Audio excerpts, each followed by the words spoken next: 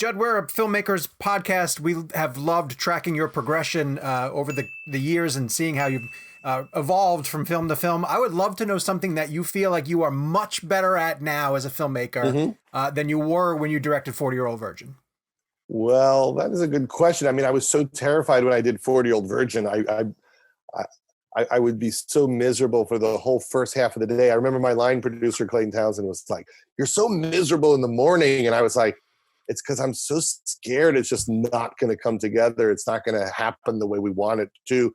And then the second I realized, oh, the scene is good, I just kind of let down and relax. So I feel like on some level, I'm slightly more emotionally mature on the set in terms of understanding how it will go, in terms of we'll do our rehearsal, we'll realize what's wrong, we'll go to the trailer and try to come up with something that might fix it, and we know how many takes we do and where we're going to improvise, and we have our notes, like all my systems for bringing all the ideas from the last 3 years of writing to the set on the day we shoot the scene and knowing how to use them are pretty good now. But in the beginning, it was chaos. And I remember we had the cinematographer, Jack Green, shot the 40-Year-Old Virgin. He had just done Unforgiven. And he would do a lot of Clint Eastwood movies. And Clint Eastwood would do 1 take or 2 takes. And we're doing like whatever, 8, 9, 10 takes with massive amounts of improv, like running out, the mag every time. And I remember his crew just looking at us like, what are you fucking idiots doing? What is all this babbling?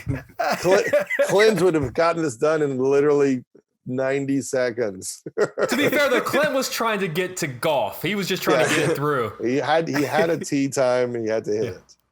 Yeah. Judd, when I last spoke with you for this film, actually, you told me a great story about the Steve Buscemi line in regards to the Heroes line coming from a therapy session that you were in. And I wanted to take a deeper dive with you about how therapy has shaped your storytelling in regards to, I guess this is a 2-part question. The first part of it would be, what questions were you asking your therapist that led to that helped you understand Pete's story more? And then the second part of the question would be, like, what other movies, moments from your films have come from therapy? So I guess I'll start first with kind of how the Pete Davidson hero element came about in therapy.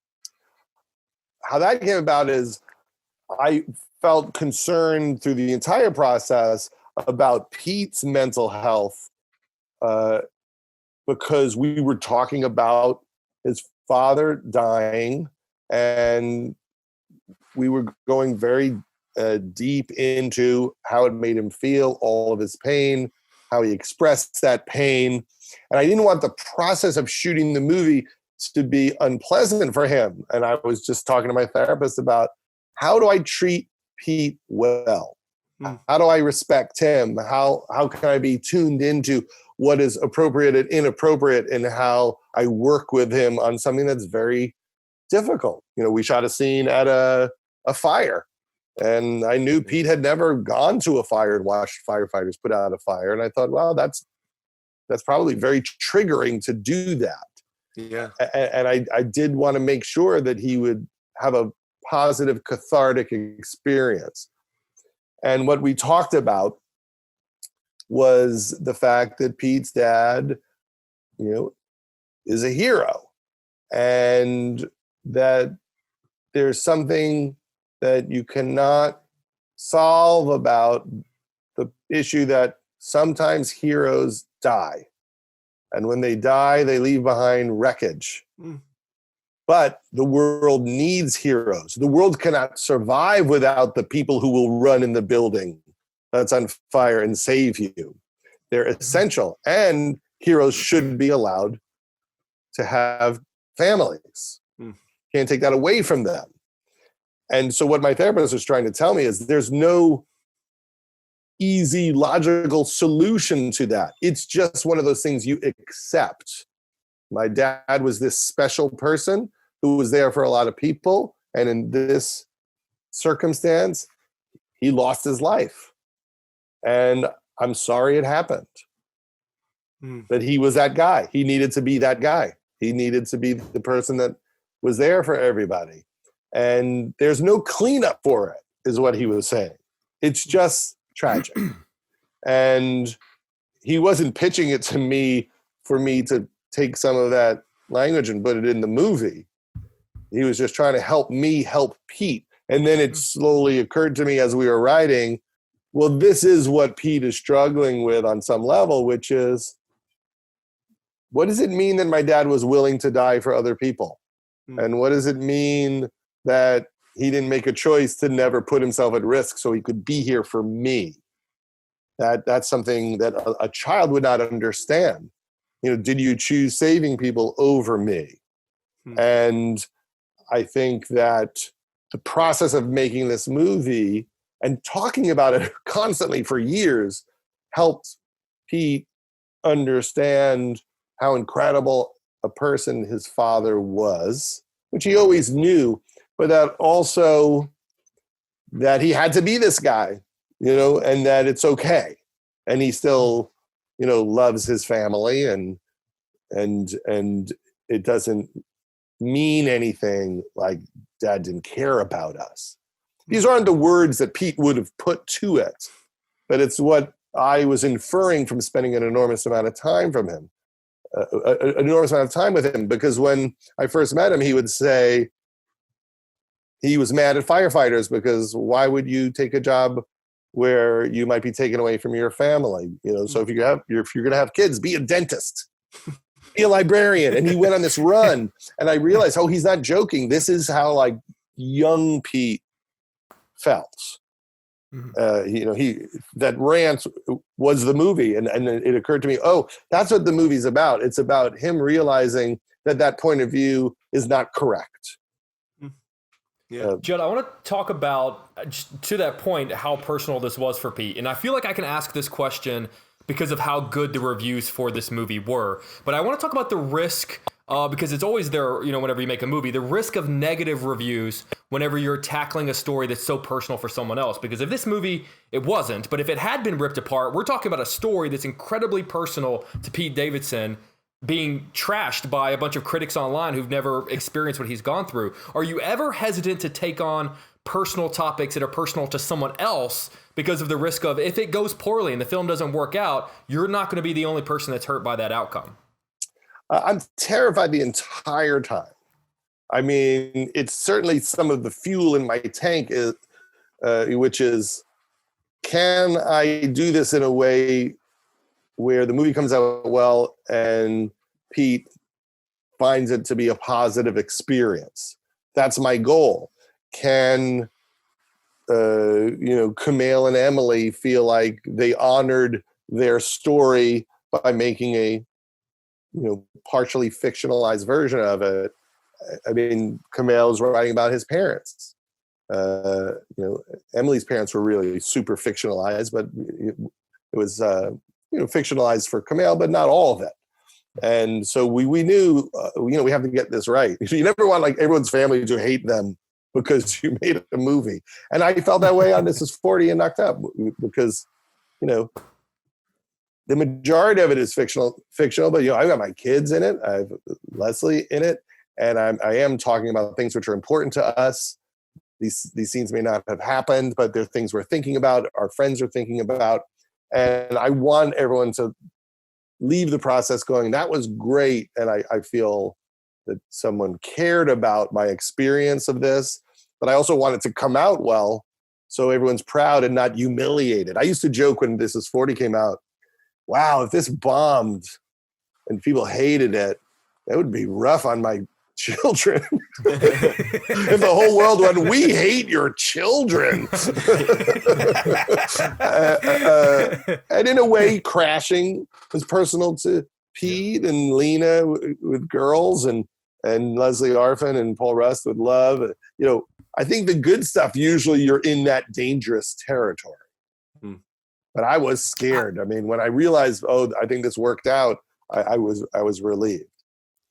You brought up Leslie. I've been lucky enough to interview her a number of times, and every single time I introduce myself, because they say that I'm from Charlotte, North Carolina, which is where I'm based right now, she always tells me she was trying to convince you to move here. Yes, that's true. When you guys filmed Talladega Nights. Well, the only real experience we had fully moving somewhere to make a movie, because we always try to avoid that just for the kids, was Talladega Nights. So in 2005, we put the kids in school there, and we were there for 4 or 5 months, and we had the best time. And when it was over, sometimes you have such a good time, you start looking at houses and you think, maybe life is better here. The kids seem happy, people are nicer, there's no traffic. This is the life we're supposed to have. And then we went back home, and now anytime anything goes wrong, we're like, we should have stayed in Charlotte. I want to follow up a little bit on what Jake was talking about too, because I'm fascinated by your writing process. And whenever you announce a new project, something is going to be a directorial effort for you. It seems like you shape your comedy or the musical choices based on who your lead is going to be. And it might be something that Amy wrote, or the way that Pete sort of shaped that through, or it seems to me that it's, do you completely change your writing process when you're going to write for someone like Seth, when you're going to write for Adam Sandler, when you have to write for Pete, like the idea of defining a Judd Apatow comedy is difficult to me, because every time you take on a new lead, you sort of adapt and change yourself. I think I do. When I first started out, I used to write jokes for people. So I would sit with Roseanne. I was in my early 20s, and, she was, around 40. And I would, I'd be writing like stretch marks jokes with her, and jokes about feminism. And so I became a little bit of a writing chameleon. Then I'd write for Jim Carrey, and then I'd write for Gary Shandling. And that's something I learned how to do early in my career. And I think now, they're the stories that are very personal to me, but I don't have that many personal stories. And sometimes I'm saying to someone like Pete, do you want to explore your emotional material? And then that does define it. Oh, this is the music Pete likes. This is the rhythm of his life. This is his energy. Oh, these are the people he hangs out with. This is what Staten Island feels like. And I'm trying to be true and authentic with that. And, people have seen the version for me of Knocked Up and This Is 40. And, Amy Schumer's world, is more funny and caustic and electric, and I tried to capture that energy. Her relationship with her sister, we had Brie Larson, but in real life, her sister Kim is like hilarious and a great writer, and I'm trying to capture that. So yeah, I do think each time I have to make some adjustment, but usually you still can feel whatever my thing is in it there. Try and follow Rich and Bonnie around for a little while. Oh boy. Rich Voss and Bonnie McFarlane. Yeah, well, you do. I mean, when I make a movie, what I always think is I want all those people who populated, I want the audience to think, I wish I could go home with them. There's another movie there, the Rich Voss, Bonnie McFarlane movie would be good. Yeah. Or even the lady who yells at Pete, like, when he says, "Are you done eating?" and she's like, "Look at my mouth, I'm chewing." Like, I kind of want to see that movie. Staying within the writing realm, one of the things that I found fascinating, and I'm sure this is a question you've probably been asked before, but I'm interested to hear your thoughts specifically on the state of comedy, where we're at right now, cancel culture, obviously, with all these. You go back and watch some of the scenes in Superbad and any film, 40-Year-Old Virgin, there are jokes in there that would not be acceptable today. And I'm just interested to know your thoughts on that in general, because those movies were made at a time when those jokes were, they were fine in the sense of the time and the scale of the movie that they were in. Nowadays, I was talking about Jay Baruchel the other day about Tropic Thunder. I can't believe that movie got made. You think about that being possibly made today. What are your thoughts on that idea? And have you had to adjust the way you direct and the way you write based on the times? And are there jokes from those earlier films that you look back on and go, man, that would definitely not work today? I think that, every time is different. And so that naturally is going to happen. I guess you could say, would I do that today? And there's another question, which is, okay, I may not do that today, but do I wish I could do it today? Right? Like, do I still think that works and is funny, but it might offend someone else's sensibilities, but I'm still comfortable with it, right?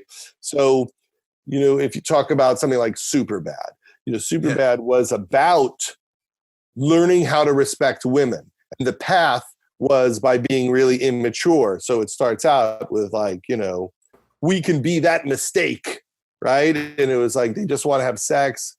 High school's ending. They're about to go to college. They feel like they didn't get enough experience. And slowly throughout the movie, you realize, oh, this isn't even about women. It's about two guys that hung out so much. And now they're going to different colleges and they're afraid of separating. And it's being expressed as a frantic search for women.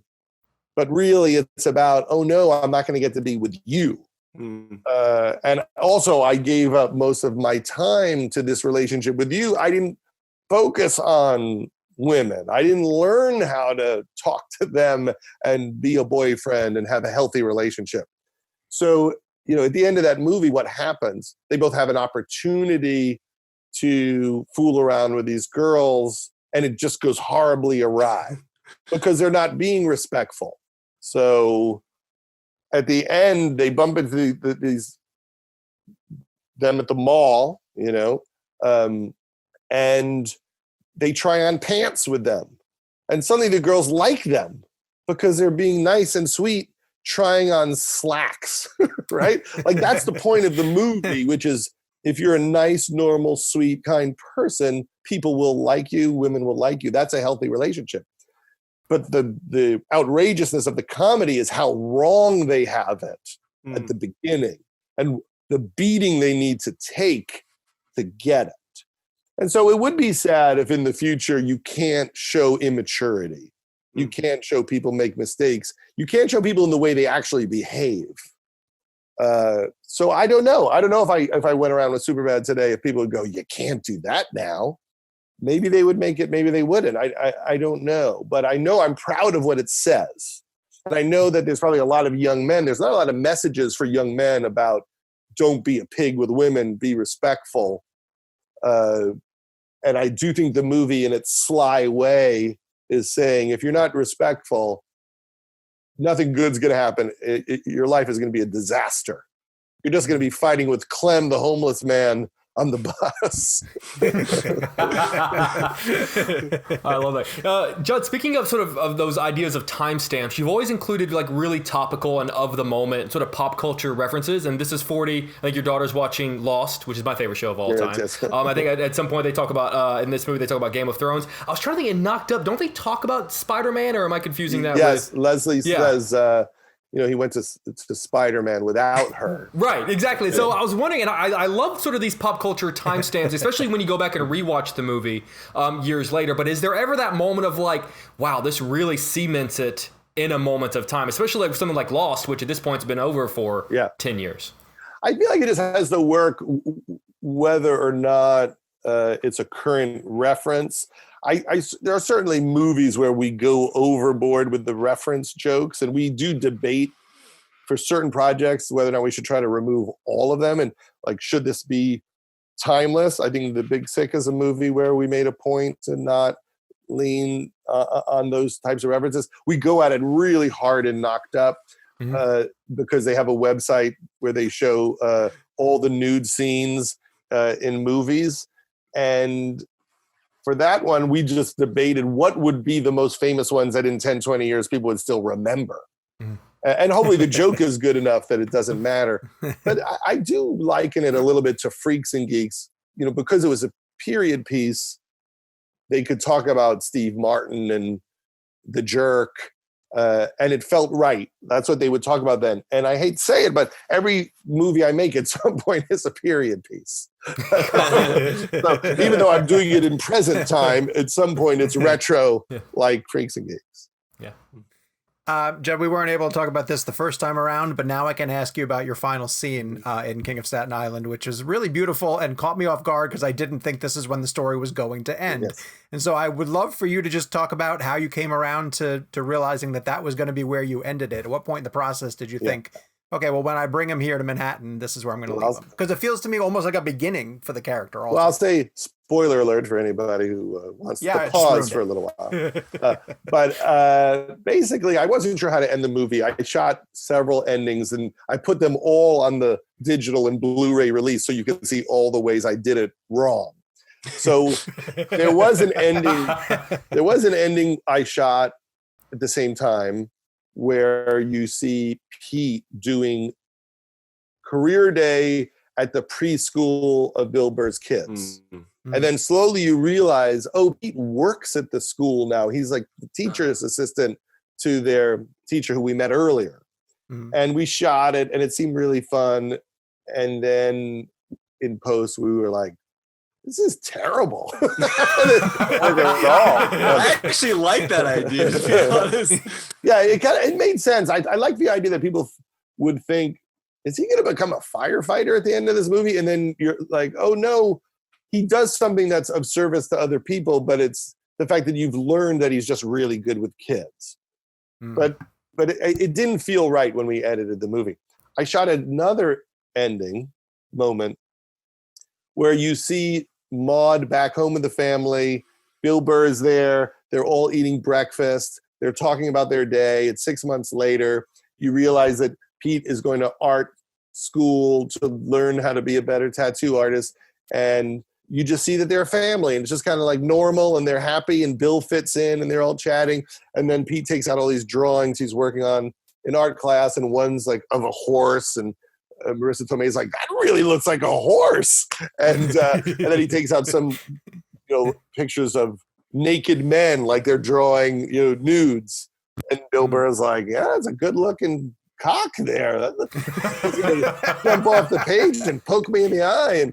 And it was like a funny, sweet scene where they call back the cat, Ricky Velez's cat. And Pete says to Maude, you want to come with me to feed Oscar's cat? And she's like, no, I'm not going to that place. And he's like, I don't go in. I just throw it through the window, And again, didn't work at all. Wasn't right. With the one that we used, I knew I wanted to do that scene. I didn't know if it would be the very last scene. My daughter, who was 16 at the time, Iris, I kept asking her to read drafts as a way to teach her about film. I just had to read all the drafts, and I tried to talk to her about the work I was doing. And that's awesome. She kept saying, Dad, no one cares about anything but the couple. They don't care. All they care about is the relationship with Bel Pauly. And she said that during the script. She's like, you need a great end to the relationship. And I'm like, well, I kind of think people care about his relationship with his mom and Bill Burr. And she's like, they don't care. It's all about the girl. All about the relationship. And she was right. So we were scouting. And I was like, I didn't think this scene should be the last scene, but Iris keeps yelling at me, telling me this is all anyone's going to care about. And they're going to want this scene to be the ending. And so it's supposed to be, she walks in to take her test to work for the city. And I'm looking around and I go, oh my God, that's where the Twin Towers were. I just like looked up. I'm like, oh Jesus, that's crazy. Oh, there's the Freedom Tower and it's like poking out from behind a building. So it's not really obvious. And maybe 80% of the people who watch the movie don't even catch that that's where he is, which I like. And then we just started thinking, well, how do we shoot this? And it just occurred to us, well, maybe she walks in and he just like looks around the city and you could end the moment. I thought a lot about the ending of The Graduate. Just now what?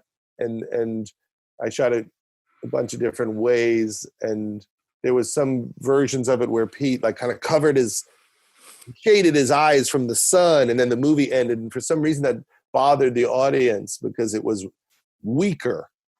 And then I found a take where he didn't shade his eyes and he just looks around with a little more like hope. Like he's like, maybe I'll enter the city, as a metaphor for maybe I'll take a chance. I have a little more support. I'm feeling a little better. Maybe because he's never in Manhattan in the whole movie. So the idea of even entering this space feels like hope. And then when we started testing the movie, it became clear that should be the ending of the movie. Yeah, that's beautiful. Thank you for sharing. Yeah, it's a brilliant last shot. It's funny, that was the first. It hit me. Is he geographically actually looking where the towers really were? He's looking off, and it's like behind him. He's not looking at the towers. The towers are right, like in this. You see the Freedom Tower, but it's behind another building. Yeah. Wow. This is a completely strange transition, but I'm going to make it anyways. One of my I know what he's about to ask. It's the best thing. One of my favorite movies of all time is Pop Star. I think that film is just a genius film. And the reason why I'm bringing that up is there are stories floating around that you are the guy in the limo scene. Yes. And I just want to know, is that true? Where did that get started? How did that even become a thing that you were that person? And like, what's your story surrounding that? Is that you for real or no? I can't comment about my extra work. I can't. That's part of Lonely Island legend. So how did it become a legend? Like what's the story behind? Even if it's you or if it's not you, what's this? How did you get involved in that legendary story? That scene was reshot. Not reshot. That was from an additional shoot at the end of the movie. We shot a couple of scenes to bolster some story ideas, and they had this hysterical, idea that you do, a goof on the woman pushing her boobs up against the glass type of a visual that you might see in a silly rock star movie. Then a guy does it, and we were like, this is an all or nothing joke, because I've done a lot of things with penises and the audience gets really upset most of the time, which I love. Like, I love that it bothers them, and I want to do it even more to bother them more. And it's just so it's on screen for so long. Yeah. He signs it at one point. I cry every time I watch it. It's one of the funniest things I've ever seen in my life. Yeah, I mean, like when we did Dewey Cox, and there was this scene where he's on the phone with his wife saying how bored he is on the road, and then there's just naked people walking by, and then a guy's penis just appears and asks him if he wants some coffee. That made us laugh so hard. I don't think it's a public thing, but the guy who did that is now a famous director, but I don't know if he talks about it publicly at this point. But he said to me, said the guy that did that penis and Dewey Cox in Dewey Cox is now a famous director. Spielberg, isn't it? Yes, it is. And he walked up to me at the Directors Guild Awards, which I was hosting, and he said, I know it sounds crazy, but I learned so much that day watching you guys improvise and talk and getting to hear your debates about how to do the scene. But none of us can comment on how did you get involved in that legend of that story, though? I just want to know why your name got thrown into being that guy. Because the Lonely Island guys love to talk about it. They just think it's important to say that publicly as often as possible. It's not a bad rumor. I do want to ask before we go about the fact that we just passed last month the 20th anniversary of the last episode of Freaks and Geeks, which I think is widely considered one of the greatest series of all time, even though it wasn't on very long. I'm just sort of curious, do you ever wonder what happened to those characters, like where they would be 20 years later? And what does it mean to you to have that show have launched so many different careers? What's funny is I was in Las Vegas. I've never told this story before, but I was in Las Vegas on a trip to see Rodney Dangerfield perform. And at the time, he may have been 83. And he was still doing shows. So Adam Sandler said, let's go pay some respect to Rodney. So me, Adam Sandler, Carl Weathers, Covert, Brill, and Quentin Tarantino all went to go see Dangerfield. And then afterwards, we hung out with him and in an inebriated state, and had just a great few hours talking to Rodney, who is the reason why we love comedy so much. I remember he had a heckler that night and he just destroyed him. I'm like, he's so funny. He's 83 and he's being so mean in a great way. But what? Also, I said to Rodney Dangerfield, my grandmother was friends with the comedian Toady Fields. I go, did you like her? And he goes, she was what she was, which I thought was the meanest thing I had ever heard. I'm like, what do you mean? He's like, she was what she was. And in Knocked Up, there's a moment where Craig Robinson, does he say it is what it is? It is what it is. And the other day, that's what Donald Trump said. Yeah. About our current pandemic. About the deaths in America. It's like the worst thing you ever could say as a human being on earth. But anyway, I bumped into Feig, who was in Vegas at that time on his own trip. And we were like, we should probably write that episode, the finale, because I think we're going to get canceled soon. So, Paul, maybe you should write and direct a last episode, and we'll shoot it in the middle of the season, because I think we're going to get canceled at any second. So let's just see if we can come up with something that will be a good ending, that we could jump to this episode from any episode and have a conclusion, because I hate the idea of no resolution for a series of television or series. And we were like, what would happen to her? What would happen to Lindsay? Like, what do we do? And I was like, I think she becomes a deadhead, right? Doesn't that seem like the path of that girl, like a girl who's like both a mathlete and into the potheads? Like, it's a deadhead kind of a situation, right? And Paul wrote the most brilliant draft. It really was incredible. And he directed it. And it was the first episode of the show he had directed. He had never directed television before. He had just done one independent film that he had made with his own money. And I never gave him the okay to direct a lot, because he was the best writer of the show. He was the visionary writer of everything. And I thought, I don't want Paul to disappear for weeks into directing, because I knew that the writing would suffer in a massive way if that's where his time was spent. But I also felt guilty about it, because I knew that he would be a great director. And then he made just one of the best episodes ever on television with that episode. And so I never really think about what would happen to it, because I think Paul, he did something that's so perfect, I don't even want to consider the next day. It lands there for me. Judd, I know we're at the end, but I can't not ask you why Tarantino was with you. He was in Little Nicky with Sandler, and they are friends. And so we all went together. That's the best story. I have a great photo of the group, and it's pretty good. It's a pretty when you've got Carl Weathers also in that, because he was that's like that incredible story that what was the story that like Marlon Brando, Michael Jackson, and Elizabeth Taylor like all got in a car together and like took a road trip. Like, it's like the most interesting group of people that you wouldn't necessarily expect would all be together at one time. Every once in a while, something like that happens, and you laugh. Yeah. And like when we did the Ben Stiller show, one day at lunch, we had all the guest stars who were doing this sketch with us, and so I'm like at lunch with Mickey Dolenz, Rip Taylor, and Susan Anton. It was incredible. I just want to say, early on in the history of this show, we would break each other's balls if we name dropped anybody. You have elevated the bar. I knew it with one answer. But it was the time before like photos. There was no camera on the phone, so like no proof exists of that. And it hurts me to this day. Judd, you've seen this, Judd, right?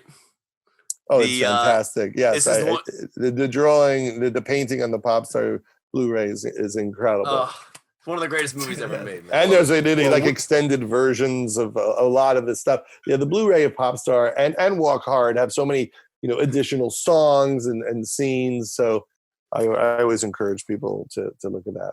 All right. Well, I know we're running out of time, but Judd, thank you so much for joining us. I want to let everybody know we've been talking about King of Staten Island since it reached digital. It's going to be coming to more digital platforms on Tuesday, August 11th, then the traditional Blu-ray and DVD on August 25th. Judd, honestly, thank you so much for joining us. My pleasure. This was a blast. Nice talking to you. Hope you enjoyed it. Take care.